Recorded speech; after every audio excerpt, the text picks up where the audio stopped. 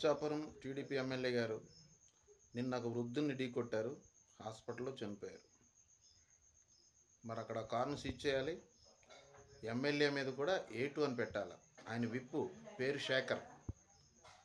కూటమి ప్రభుత్వం వారు మీరు చాలా న్యాయంగా ధర్మబద్ధంగా వెళ్తారు కదా, ముందు ఆ సంగతి అయితే చూడండి.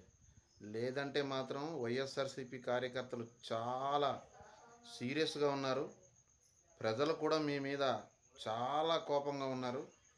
అందరం కలిసి రోడ్ల మీదకు పడే పరిస్థితి తేవద్దు. పద్ధతి న్యాయం కావాలండి. మీకేమో ఒక రూలు, మాకేమో ఒక రూలా? మీరున్నప్పుడు ఒక్క కేసు కూడా పెట్టలేదు మా జగన్మోహన్ రెడ్డి గారు. మీరు ఇప్పుడు చీటికి మాటికి కేసులు పెట్టి నానా విధాలుగా ఇబ్బందులు పెడతారని చూస్తారా?